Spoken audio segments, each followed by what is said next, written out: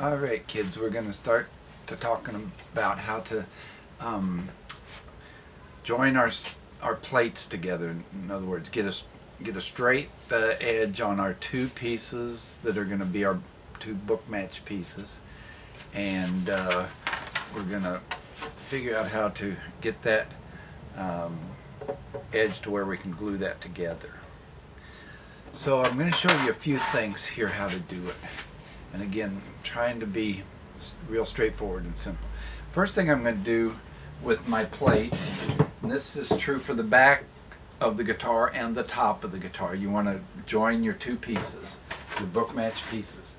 So the first thing, I'm going to do is lay it down and look at it. In this case, I've got some pretty big gaps in my joint here, and so by the way, I've marked this to be my show side, meaning the side that's going to be on the outside of the guitar, as well as deciding which orientation I want my book match to be.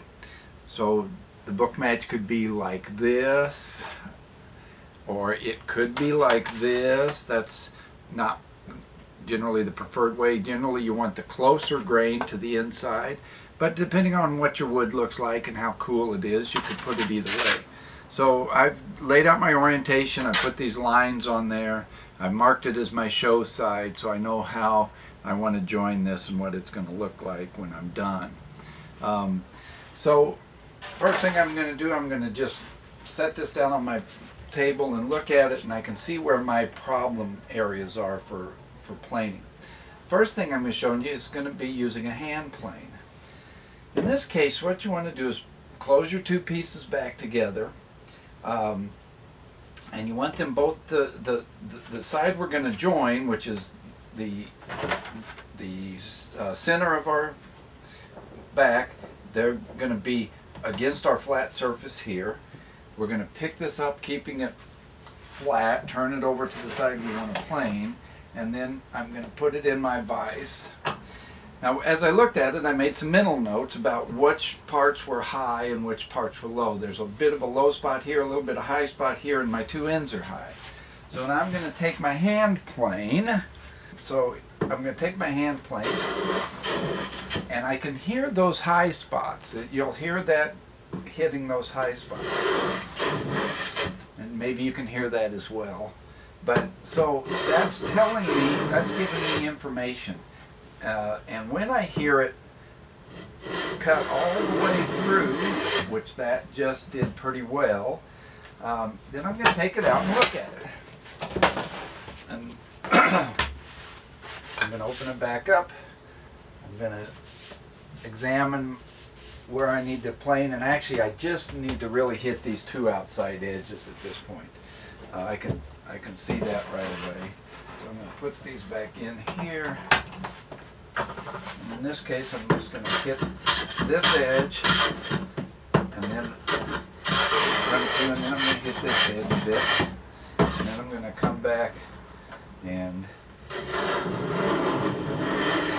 see if I can get a good cut all the way through. Open it back up and look at my edges. Boy, I'm really close there now. So that's starting to look pretty good. So now I've got a little bit of a high spot in the center, and so I could again close this back up, leaving my join side down. And I want to do both of these at the same time. I guess you could do one at a time, but you might as well do them both, and then you're putting the same bevel on both. And so I'm going to work that a little bit and come through. Take a look again.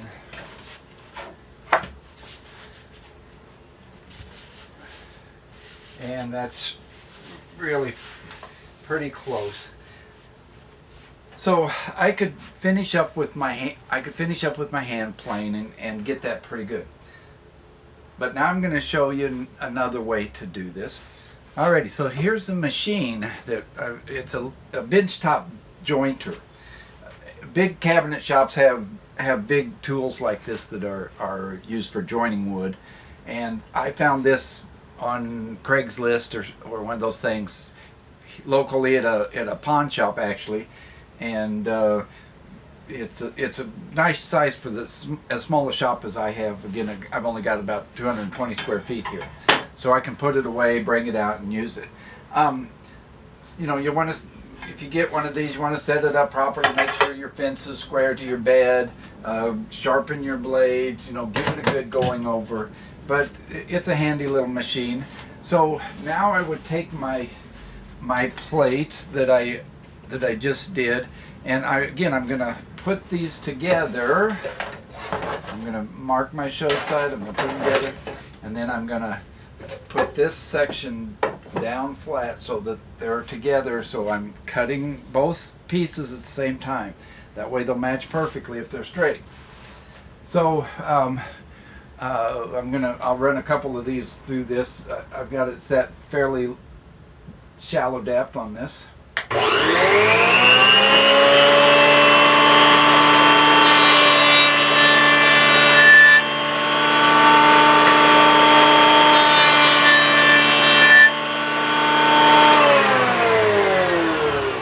That's about all you need on something like that. I'm gonna go over here and check this, and that's just perfect.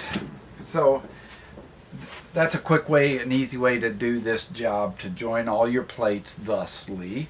Now I'm going to show you one other way to do this, and again, part of what I want to do with teaching how to build these guitars is show you some alternatives, show you some not so expensive ways. And this next way I love, and I actually usually will do this as a final little touch when I get ready to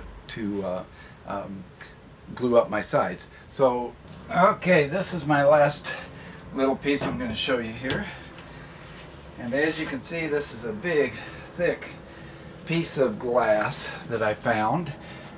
You can get you can find glass. Go to your local glass store. They've got big picture windows that have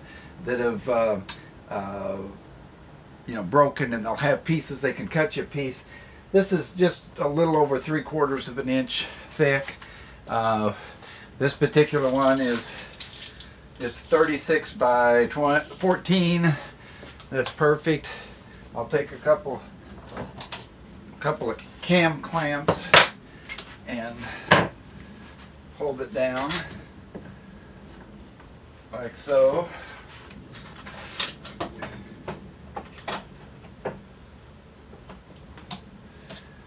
So now, if you can see that, so get a really nice flat piece of glass, get a big belt, 60, 80 grit, 150 grit, whatever you want, and glue that down, and then take your plates and set them on there. Again, both plates at the same time, matched down, and you're just going to take and work these together. Try and keep them at 90 degrees from the plate of glass.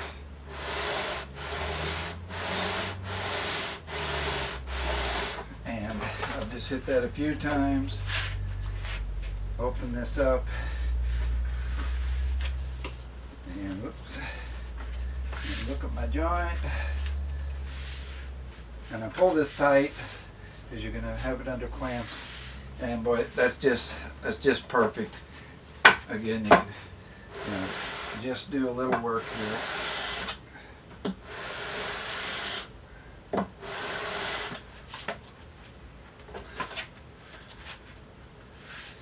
Great. Alrighty, so there you go. So there you got your hand plane. If you can afford a little bench top joiner, that's cool, or a flat piece of glass with some sandpaper on it. That'll make a perfect joint for gluing these up. So there's 3 different ways you can do this, none of which are expensive. A hand plane, you can find those used often. Secondhand shops, clean it up, sharpen it. A piece of glass isn't going to be that much with some sandpaper on it. Again, I bought my little bench top joiner at a secondhand or a pawn shop. I think I gave $150 for it. So those are 3 good ways to get your joints done really well. Now next thing I'm going to show you is how to glue up that joint. Okay, we got our plates joined, so they got real good tight fitting glue joints where they meet. So now let's talk a little bit about the detail on the backs that go in there. You generally don't put a detail on the top. You just glue those two halves together. But on the back, this is an opportunity to show off a little bit. And a lot of guitars, not all guitars, but a lot of them have a back strip in between that glue joint. So, for example, you can find a cut off of some light wood that you've got in the shop, sand it to thickness, and you can lay that in between, just as simple as that sort of a thing. So then, and a contrasting color is very cool. I assume you can see the light on the inside of my joint now. So if the piece I put in there, if two of its lines are parallel, and your joint is real nice and tight, then that's going to join perfectly as well. So, for example, you could take a plate and saw off a piece of this. Because this is thicknessed the same, right? Then that piece has parallel lines on each side, and that will thus fit in there perfectly if your joint, once your plates are joined. So I save all my scrap woods, all my cut-off stuff, because I love making my own back strips. Not a big fan of buying the ones that are already made, although that's very acceptable. Here, for example, is a piece of herringbone that you can buy from all the distributors, all the suppliers. That goes in there. Very traditional look, a herringbone. So, LMI, StewMac sells this sort of pre-made stuff. Again, I like to make my own. StewMac and LMI sell these colored strips of wood. They're probably like real soft wood, but then they're color impregnated, so you can't sand the color off of it. So this sort of stuff's fun because, again, if you could take a strip like this, and then say you have a couple of colors that you like, and you can put those on either side of, when you're gluing this up, you put those on either side of your strip here, and now you've got a very cool detail. So there I've got my rosewood, I got a blue strip, I've got my light colored strip, and another blue strip. So now when that's glued up tight and sanded off, that just pops out. The blue really is a nice detail. I love these colored strips. They're very fun. I use them all the time for adding details to around my scheme within the whatever it is I'm doing. And I usually make this stuff as I go along. Again, I never do two guitars the same, so that's up to you. But in this case, yeah, and I'll show you, here's some lighter colored wood. These are two of my mahogany plates. So in this case, I'm going to put a darker wood in, say something like this. Oops. Here's a darker piece that's Zeracote that I had from some instruments I built with Zeracote. And so I'll put something as simple as that in there. It's really tasty. I think that's a neat look. It's real simple, but yet it makes the back pop a little bit with a little detail. Simple to do. And it's made from stuff you got laying around the shop. So those are all good ideas. Here's another one which I think I'm going to do on one of these, which are two pieces of rosewood, again from some material I had left over, a single strip of a color. So I'll put the single strip in between the two dark strips. So again, I know the detail you're not going to see here well, but then I can put that in between my light colored wood, and then once that's sanded, and that'll really pop nice. So my mahogany, some rosewood, and then that green strip right down the middle. Very tasty, very simple, very inexpensive to do, fun to do. So those are some ideas of how to put a detail in the back. Again, we usually don't put a detail in the joint on the top, but in the back you'll have details like that. Now, on your top, when you go to do your rosette, a lot of times then if I put a green strip in the back, then I'll put a green strip around in my rosette, for example. So now I've got this same green on the top and it matches my stripe on the back. So those are the sort of things to think about as you're thinking about what it is you want to do for details. And that shows off your kind of aesthetic. It shows off your voice as a builder, your sense of the artistry of it. So that's what I'm going to do now. I'm going to stop the video and then we're going to I'm going to show you how to set up to glue up one of these joints. Okay kids, here's how we're going to glue this up. I'm going to show you this. Here's my parts. I got my workbench. So first thing I'm going to do is put just a board with a straight edge on it. I'm going to screw that down into my workbench at some given spot. Now I'm going to take a clamp, put it on the other edge, just to hold this edge.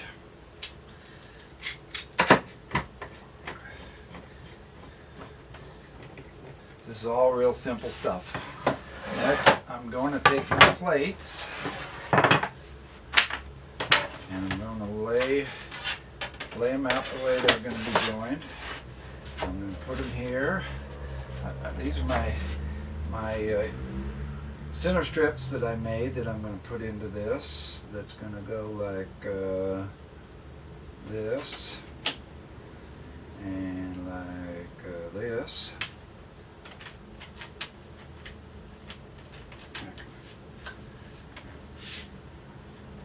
So there's some center strips I made out of cut-offs from my fingerboards with slots in them, and I put some details in there. I think this will look fun. We'll know when we get it all sanded off. This one we're going to screw down also, but we're going to screw it down where we have these wedges. Take a piece of 1x2 or whatever you got laying around, I don't know, 3 inches long, and then just take that and make a diagonal line from one corner to the other, like so.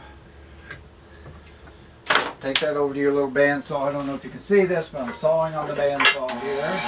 And I think you can see this, I'm going to clean these up on my belt sander.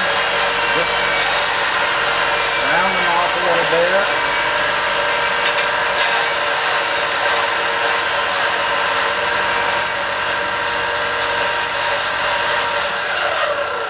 So there you go. Now I've got another set. So the way these work is you're going to screw this guy down, and you're going to have these, and I'll usually use 3 sets of these. Look like that. I number them so I know which ones match which. And there's going to be my my layout for this next. Okay, so that's got to go out there. There we go. So now I'm going to put another screw in this side.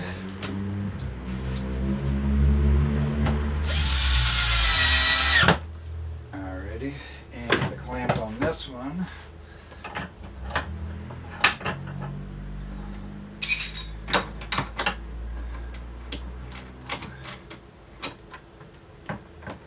Like so. And then when I tighten these up, I'll take a little hammer and tighten these guys like so, tap them in like that, and that draws those plates together nice and tight. Now there's a lot of times I'll put another board here to hold the center strip down, put a screw in there and a clamp, and which I'll do, and then I'll put some weight on these, like my anvil. Got a little anvil here, so maybe I'll put that there so that keeps those plates from bowing this way or that way. So you put a little weight on those guys, put something there to hold your center strip down, and with these wedges that's going to glue your joint really nice and tight. So that's a simple, easy way to glue your plates together. Now, when you're building a guitar, you want to think about serviceability, and serviceability dictates what kind of glue you use. To join these plates would be, you could do it with tight bond, that would be fine. I prefer to do these joints with epoxy, which is the two-part glue that you mix up, and I like it just because epoxy fills in, if there's any little indiscretion in my joint, it'll fill that. The tight bond shrinks up to the whatever the glue surface is. It's not for filling. Epoxy will actually stay in those little gaps if you have them. Plus, it's not a serviceable part, so you're never going to take this off of a guitar and try to take this center strip out. So just put it with epoxy. If you use the 5-minute epoxy, the slow set epoxy is hard to find these days, but you can do the 5-minute if you work fast. So I'll probably use 5-minute here because I've been through it a bunch of times and know how to work it fast. But if you're a little bit cautious, use the slow setting epoxy if you can find it. Again, you can use tight bond, that'll be fine. You wouldn't use super glue here, and hide glue, to me it's not worth the trouble. You know, you're gonna hear everybody say, oh, you gotta use hide glue, but take that with a grain of salt. There's some great sounding guitars out there that are built with tight bond. Tight bond's kind of a very ubiquitous these days in the building process. Most of the, I think, certainly the big factories in their production work are using something similar to tight bond, you know, a modern day glue. So anyway, this is a real slick, easy, simple way to glue your plates. No ropes and all that other stuff. So next thing I want to do is put some masking tape underneath of, there's a neat little dispenser I just got from Stu Mac. I'll give them a plug here. But I want to put masking tape right under where my glue joint's going to be, so it doesn't stick to my tabletop.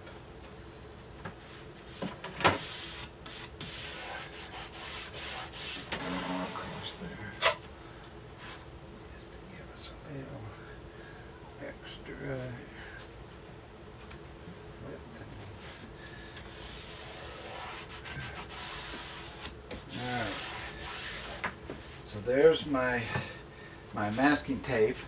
Now I'm going to mix up some epoxy. Okay, so I'm mixing up my epoxy. You want to get it well mixed. Just buy the epoxy that you get at the hardware store, at the Best Buy, or the Home Depot or Lowe's or one of those places. Don't buy expensive epoxy. It's not worth it unless you're going into production. But for us small builders, this stuff works great. It's very forgiving. In other words, you don't have to, you can just eyeball your match for how much of the two parts you're putting together and it'll be fine. So, don't overthink the epoxy. It's all good.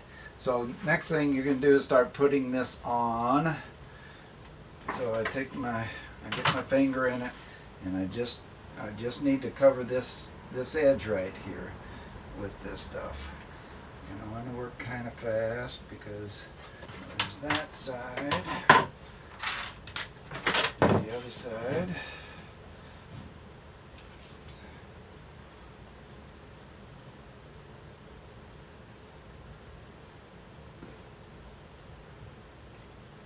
Make sure you're gluing the right edges. That's why I always have my marks on here. Alrighty, there's that plate.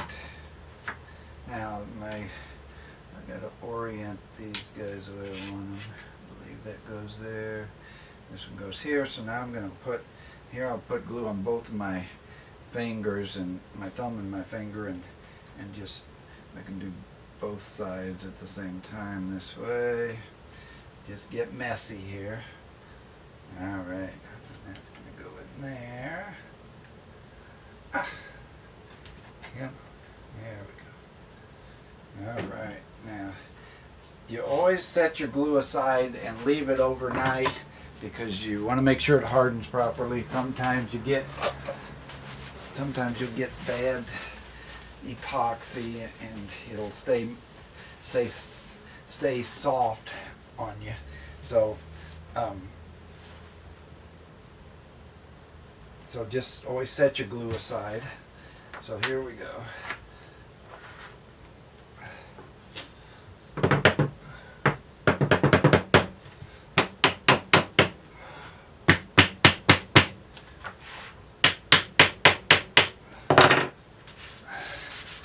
Wipe up as much of your glue as you can when you're working, but it'll be all right if you leave some.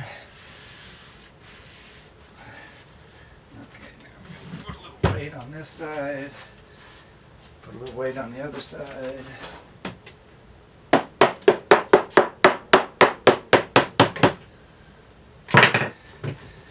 Roll that down. Put a piece on there.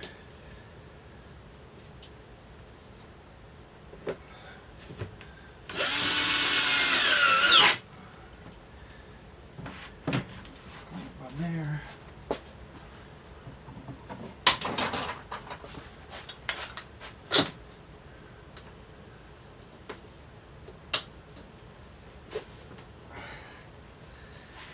Okay, there you go, kids. That's a simple, easy way to glue up your two plates. Use epoxy. You can use the yellow glue, the tight bond, but that's a simple, easy way. So now I'll do my top the same way, only the top won't have the detail in it. Just glue those plates together, and I'll do that for all the 4 guitars I'm doing for this video. So that's the process. Next time we'll talk about how we're going to start laying out the shape of the body with our molds, and then we'll cut those out because all of our plates will be glued up, and then we'll start bracing, so things will move along fairly quick here. Okay, this is a variation on this same theme where I just screwed and clamped some boards down with my wedges. Here's a piece of plywood I made some time ago with some boards on each side. Again, you can see my wedges here. I think you can see all that. So the wedges, that goes in there. So this one you can move around. This one I put on my desktop. They both work exactly the same. So another variation on this theme. This allows me to get a couple glued up at the same night. That way they're both ready in the morning. All right. Okay, kids, if you like and use or find these videos interesting, educational, informative, or maybe just entertaining because you're up late at night, we'd love to have you support us. There's a few ways you can do that. One is click the subscribe button below. That helps YouTube know what we're doing and that we're serious about this. Also, you can hit that bell icon which tells you when the next videos are coming out. We're gonna try and get at least one out a week now that we're up and running here. Also, a good way to support us is become a patron over at our Patreon account, and again there's a link below for that. Patreon's a cool way that you can sign up and give, you know, $5 a month or $10 or whatever you feel is worth it. If you're using these videos to actually build a guitar and find it interesting and fun, please support us through Patreon. That's you know, I wish I could do this completely for free, but it takes money and time away from my other regular job. So, you know, it's a big undertaking, and any support you could send this way is great. So, you know, it's all been very fun so far for me, and I hope you guys are having fun at this as well, and we greatly appreciate all your support, so thanks.